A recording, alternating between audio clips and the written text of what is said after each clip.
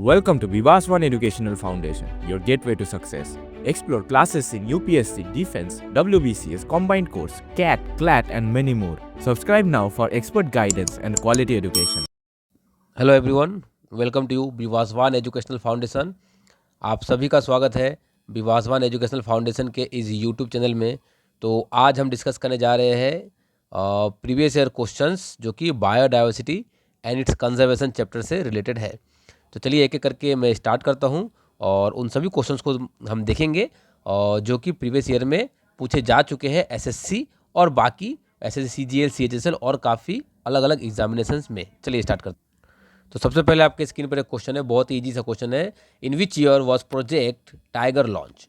Tiger Project किस साल launch हुआ था? तो ये एक मतलब आपको याद रखने वाली क्वेश्चन है, इसको आपको याद रखना है। क्वेश्चन के इसका आंसर होगा फर्स्ट अप्रैल 1973 को प्रोजेक्ट टाइगर लॉन्च हुआ था। तो बहुत ही आसान सा क्वेश्चन और इसका आंसर हो जाएगा हमारा ऑप्शन सी। तो क्वेश्चन नंबर 1 का हमारा आंसर हो गया ऑप्शन सी। चलिए नेक्स्ट क्वेश्चन में क्या बोला गया है। नेक्स्ट क्वेश्चन में which of the following is the ill effect of deforestation? Deforestation से जो चीज़ें होंगी उसमें से क्या खराबियां हैं हमारे लिए? ठीक है, चलिए देखते हैं। तो इंक्रीज ग्लोबल टेम्परेचर बिल्कुल सही है। अगर डिफोरेस्टेशन, अगर पेड़ पौधों को काटा जाएगा तो ग्लोबल टेम्परेचर बढ़ जाएगा। दूसरा, increase the level of carbon dioxide in air, तो कार्बन डाइऑक्साइड की लेवल बढ़ जाएंगी एयर में, तो ये भी सही है। डिक्रीज इन ग्राउंड वाटर में भी कमी आ सकती है, तो मोर देन 1 ही होगा इसका आंसर, क्योंकि ऑलरेडी 2 ऑप्शन करेक्ट हो चुके हैं। तो क्वेश्चन नंबर 2 का हमारा आंसर हो गया ऑप्शन डी। उसके बाद चलते हैं क्वेश्चन नंबर 3 में, जिसमें क्या पूछा गया है। Which among the following place come under UNESCO world heritage site list? इसमें से कौन से प्लेस है जो यूनेस्को के वर्ल्ड हेरिटेज साइट लिस्ट में लिस्टेड है? तो जिम कॉर्बेट नेशनल पार्क को 2016 में यूनेस्को के वर्ल्ड हेरिटेज लिस्ट में शामिल कर लिया गया था। तो क्वेश्चन नंबर 3 का हमारा आंसर हो जाएगा option A, that is Jim Corbett national park. Question number 4 की बातें करते हैं। चलिए क्वेश्चन नंबर 4 में क्या बोला गया है। द राजगीर जू is located which of the following state? देखिए राजगीर जू जो है वो कहाँ है? तो ये बिहार में है। आप सभी ये जानते हैं, बहुत ही आसान सा क्वेश्चन। तो क्वेश्चन नंबर 4 का हमारा आंसर हो गया option D. Question number 5, in which of the following place is the vulture conservation and breeding centre located? इसमें से कौन से प्लेस में vulture conservation and breeding centre located है? तो इसका आंसर हो जाएगा बहुत ईजी सा, पिंजोरे। तो क्वेश्चन नंबर 5 का हमारा आंसर हो गया ऑप्शन बी। तो ये सभी क्वेश्चंस याद करने वाले क्वेश्चंस है, इसमें कॉन्सेप्ट्स लगाने की जरूरत बहुत ही कम पड़ती है। तो क्वेश्चन नंबर 6 में क्या बोला गया है, देखिए। Which declaration was sign at unset 1992 the Rio de Janeiro? मतलब क्या डिक्लेरेशन रियो डी जेनेरियो में साइन हुआ था, ब्राज़ील के रियो डी जेनेरियो में। और ये 1900, मैं बता दूं आपको कि 1992 की ये कहानी है। इसमें एजेंडा 21 के ऊपर उन्होंने बात करा था। तो ये क्वेश्चन का आंसर होगा हमारा एजेंडा 21। क्वेश्चन नंबर 22 का हमारा आंसर होगा, क्वेश्चन नंबर 6 का हमारा आंसर होगा ऑप्शन डी। तो question number 7, which of the following like the Chipko movement aims to protect forest in Uttarakhand district? इसमें से कौन सा चिपको मूवमेंट से रिलेटेड है? तो देखिए क्वेश्चन नंबर 7 का हमारा बहुत ही आसान सा आंसर होगा चिपको मूवमेंट का। आप वहाँ से क्वेश्चन को वहीं से समझ के आंसर दे सकते हैं। क्वेश्चन का आंसर ऑप्शन में ही छुपा हुआ था। क्वेश्चन नंबर 8 क्या बोला गया है? क्वेश्चन नंबर 8 में क्या बोला गया है, देखिए। विच of the following years was the project elephant launch by the government of India? Project elephant government of India ने कब लॉन्च करा था? तो project elephant government of India ने 1992 में लॉन्च करा था। तो ये सभी क्वेश्चंस मेमोरी बेस्ड क्वेश्चन है, आपको इन क्वेश्चंस का आंसर याद रखना होगा, ना कि आप इसे कॉन्सेप्चुअली ड्राइव कर सकते हैं। चलिए आगे चलते हैं, क्वेश्चन नंबर 9 की बातें करते हैं। क्या बोला गया क्वेश्चन नंबर 9 में? Which of the question number 9 में क्या बोला गया है? Which of the following species are not IUCN classification of threaten species? इसमें से कौन IUCN क्लासिफिकेशन के थ्रेटन स्पीसीज में से नहीं है? तो एक्सटिंक्ट वाले है, वल्नरेबल है, इन डेंजर है, मगर हार्मफुल स्पीसीज को कहीं भी IUCN ने थ्रेटन स्पीसीज के अंडर नहीं रखा है। तो क्वेश्चन नंबर 9 का हमारा आंसर हो जाएगा ऑप्शन ए। चलिए क्वेश्चन नंबर 10 की बातें करें। क्या बोला गया क्वेश्चन नंबर 10 में? तो क्वेश्चन नंबर 10 में बोला गया है which of the following state of India become the first carbon free state? सबसे पहले कार्बन फ्री स्टेट किस स्टेट को घोषित किया गया? तो सबसे पहले carbon free state Himachal Pradesh को घोषित किया गया। तो इसे आपको याद रखना होगा। एसएससी CHSL 2020 में ये क्वेश्चन पूछा जा चुका है। क्वेश्चन नंबर 11 की बातें करें, which of the following is stabilize for documenting rare and endanger species of animal and plant? इसमें से कौन से स्पीसीज है जो एनिमल प्लांट को डॉक्यूमेंटेड इन डेंजर मतलब रखा गया है? तो मतलब हम किस बुक में उसको रखते हैं? तो हम उसे रेड डाटा बुक में रखते हैं। तो क्वेश्चन नंबर 11 का हमारा आंसर हो जाएगा option C, that is red data book. Question number 12 की बातें करें, which of the following is not a cause of loss of biodiversity? इसमें से कौन से बायोडाइवर्सिटी लॉस के कारण नहीं है?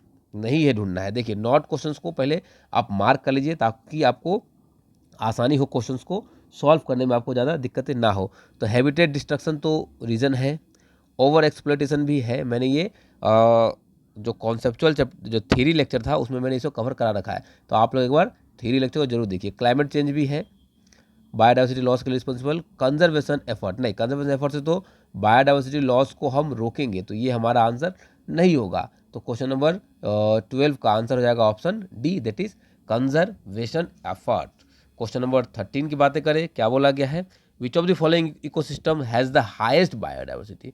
इनमें से कौन सा इकोसिस्टम हाईएस्ट बायोडाइवर्सिटी होता है? तो देखिए सिंपल आंसर है कि रेन फॉरेस्ट में बायोडाइवर्सिटी सबसे ज़्यादा होती है। तो क्वेश्चन नंबर 13 का हमारा आंसर हो जाएगा option C, that is rain forest. Question number 14 पे चलते हैं। अब देखिए क्वेश्चन नंबर 14 में क्या बोला गया है?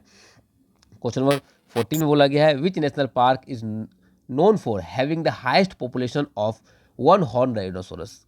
इसमें से कौन से नेशनल पार्क में वन हॉर्न राइनोसोरस की जनसंख्या सबसे ज़्यादा है?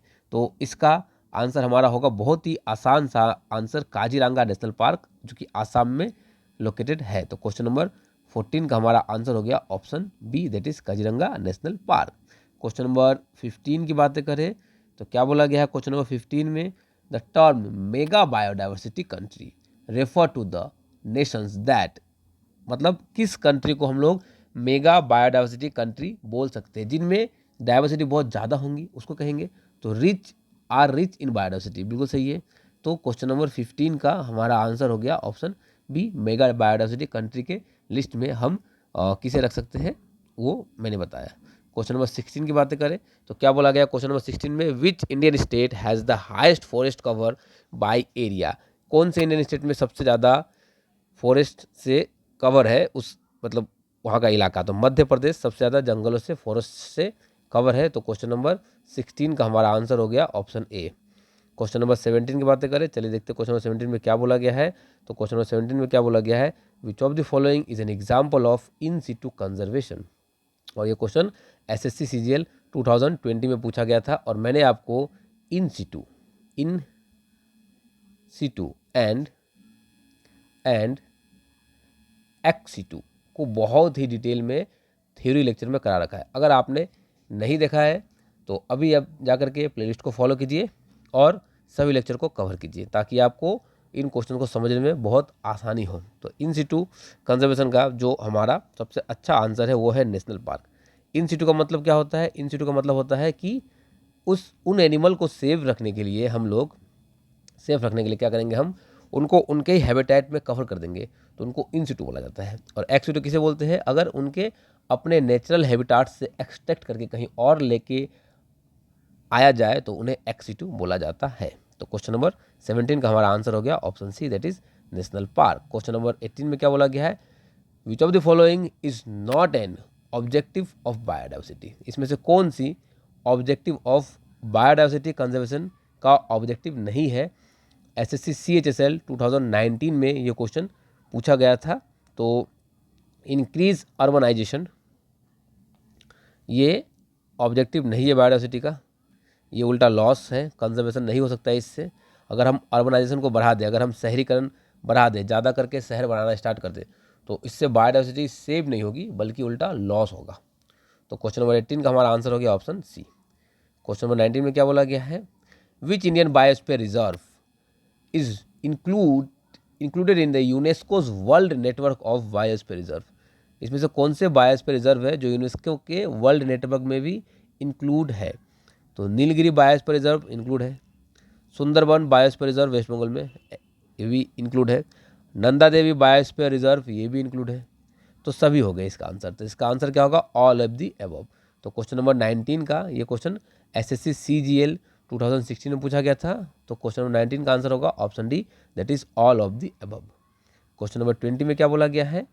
Which organization publish the Red data Book? Red data Book किस ऑर्गेनाइजेशन के द्वारा पब्लिश किया जाता है या किसने पब्लिश किया था? एसएससी सीजीएल सीएचएसएल 2017 में ये क्वेश्चन पूछा जा चुका है। तो IUCN ने किया था। ठीक है, क्वेश्चन नंबर 20 का हमारा आंसर हो जाएगा option B, that is IUCN। Question number 21 की बातें करें, the biodiversity act in India was pass in which year? Biodiversity act India में किस साल पास किया गया? तो देखिए ये इन क्वेश्चंस को आपको याद रखने होते हैं। तो इसका आंसर डायरेक्ट अगर आपको याद है तो ठीक है, वरना आप ऐसे क्वेश्चंस को गेस करके या आप तुक्का मार के काम नहीं चला सकते। तो क्वेश्चन नंबर 21 का हमारा आंसर होगा ऑप्शन सी, दैट इज 2002 की ये बातें हैं। Which of the following is a critically endanger species in India? इसमें से कौन सी क्रिटिकली इंडेंजर स्पीसीज है? कहाँ पर? तो इंडिया में। तो ग्रेटर इंडियन बस्टर्ड जो है ये क्रिटिकली इंडेंजर है, ये अब देखा नहीं जाता है, पाया नहीं जाता है। तो इन स्पीसीज को हम लोग क्रिटिकली इंडेंजर स्पीसीज के लिस्ट में रख सकते हैं। तो क्वेश्चन नंबर 22 का हमारा आंसर हो गया option C, that is greater Indian bustard. Question number 23, which of the following rivers pass through a wild life sanctuary known for the river dolphins? और ये रिवर डॉल्फिन्स के लिए जाना जाता है। क्वेश्चन नंबर 23 का आंसर होगा यहाँ पर गंगा रिवर, हम यहाँ पर आंसर लगा सकते हैं। तो क्वेश्चन नंबर 23 का हमारा आंसर हो गया option B, that is river Ganga. Question number 24 की अगर बातें करें तो क्या बोला गया क्वेश्चन नंबर 24 में? Which of the following is not A part of classification of biodiversity? SSC CHSL 2016 में पूछा गया था कि क्लासिकल बायोडाइवर्सिटी का पार्ट इसमें से कौन सा नहीं है, कौन सा नहीं है ढूंढना है आपको। तो जेनेटिक डाइवर्सिटी तो है, स्पीसी डाइवर्सिटी भी है, इकोसिस्टम डाइवर्सिटी भी है, पॉपुलेशन डाइवर्सिटी कहीं भी क्लासिकल बायोडाइवर्सिटी का पार्ट नहीं है। तो हमारा आंसर हो जाएगा क्वेश्चन नंबर 24 का option D, that is population diversity. तो क्वेश्चन नंबर 24 का answer option D. Question number 25 में चलते हैं। क्या बोला गया क्वेश्चन नंबर 25 में? Which of the following which Indian state has the highest number of wild life sanctuary? कौन सा इंडियन स्टेट है जिसमें वाइल्ड लाइफ सेंचुरीज की संख्या सबसे ज़्यादा है? तो किस स्टेट में वाइल्ड लाइफ सेंचुरीज की संख्या सबसे ज़्यादा है? तो सबसे ज़्यादा जंगलों से कवर, सबसे ज़्यादा फॉरेस्ट से कवर भी मध्य प्रदेश ही है। तो वाइल्ड लाइफ सेंचुरीज की भी संख्या सबसे ज़्यादा वहीं पर होंगी। तो क्वेश्चन नंबर 25 का हमारा आंसर हो गया ऑप्शन बी। क्वेश्चन नंबर 26 पे चलते हैं। क्या बोला गया है? Which of the following is a Ramsar wetland site in India? Ramsar wetland site in India कौन सा इसमें से उसमें रखा गया है? तो ये लोकताक लेक को बोला जाता है। क्वेश्चन नंबर 26 का हमारा आंसर हो गया option B. Question number 27, what percentage of earth surface is covered by forest? Earth surface का कितना percentage area, land area cover है फॉरेस्ट से? तो 31% कवर है फॉरेस्ट से। तो क्वेश्चन नंबर हमारा 27 का आंसर हो गया ऑप्शन बी। चलिए आगे चलते हैं। क्वेश्चन नंबर 28 आ चुका है आपके सामने। क्या बोला गया है देखिए जरा। विच of the following animal is not को हमेशा अंडरलाइन करिए, फाउंड इन सुंदरबन? सुंदरबन में इसमें से कौन सा एनिमल नहीं पाया जाता है? इसमें से कौन सा एनिमल नहीं पाया जाता है? देखिए स्नो लेपर्ड, क्योंकि सुंदरबन तो वेस्ट बंगाल में है और वो सी लेवल पे है, तो वहाँ पर गर्मी ज़्यादा होती है, तो स्नो लेपर्ड पाए जाने की संभावना सबसे कम होगी। तो आंसर क्या होगा हमारा क्वेश्चन नंबर 28 का option B, that is snow leopard. Question number 29, in which is the largest mangrove forest in India? इसमें से कौन सा लार्जेस्ट मैनग्रोव फॉरेस्ट है इंडिया में? इन सभी को मैंने थ्योरी लेक्चर में कवर करवाया है, तो आप लोग जरूर जाके एक बार विजिट कीजिए और उसे देखिए। तो इसका आंसर होगा हमारा सुंदरबन। तो क्वेश्चन नंबर 29 का हमारा आंसर हो गया option B, that is Sundarban. Question number 30, the term sixth mass extinction refers to? Sixth mass extension किस बात को दर्शाता है यहाँ से? तो इसका आंसर होगा हमारा जो कि मुझे सही लग रहा है, the Holocene's extinction cause by human. जो हेलोसिन एक्सटिंक्शन है जो कि इंसानों के द्वारा किया जाता है, ये 6 मास ऑफ एक्सटेंशन के अंदर आता है। तो क्वेश्चन नंबर 30 का हमारा आंसर हो गया option B. Question number 31, which of the following is the largest wild life sanctuary in India? इसमें से कौन सी लार्जेस्ट वाइल्ड लाइफ सेंचुरी है इंडिया में? एसएससी सीजीएल 2020 में ये क्वेश्चन पूछा जा चुका है। तो क्वेश्चन नंबर 31 का हमारा आंसर क्या होगा? तो इसका आंसर होगा हमारा ऑप्शन फर्स्ट हो जाएगा। इसका आंसर हमारा क्या हो जाएगा? इसका answer option A, Nagarjuna Sagar Srisailam wild life sanctuary. तो क्वेश्चन नंबर 31 का हमारा आंसर हो गया option A. Question number 32, which of the following is not a benefits of biodiversity? इसमें से कौन सी बायोडाइवर्सिटी की बेनिफिट्स नहीं है? क्लाइमेट रेगुलेशन, ये तो है, क्लाइमेट रेगुलेट रहेगा। पोलिनेशन ऑफ कॉर्प, हाँ पोलिनेशन भी हो पाएगा, पोलन ग्रेन ट्रांसफर हो पाएंगे। इंक्रीज डिफोरेस्टेशन, डिफोरेस्टेशन तो इससे इंक्रीज नहीं होनी चाहिए, तो ये गलत हो जाएगा। जेनेटिक रिसोर्स ऑफ मेडिसिन, हाँ ये भी रहेगा। तो क्वेश्चन नंबर 32 का हमारा आंसर हो गया ऑप्शन सी। देखिए, अगर आपको आंसर नहीं भी पता हो तो आप अगर क्वेश्चंस को ध्यान से पढ़ेंगे और ऑप्शंस को ध्यान से पढ़ेंगे, आराम से पढ़ेंगे, 2 बार 3 बार पढ़ने की जरूरत नहीं होगी और आप आराम से आंसर तक पहुंच जाएंगे।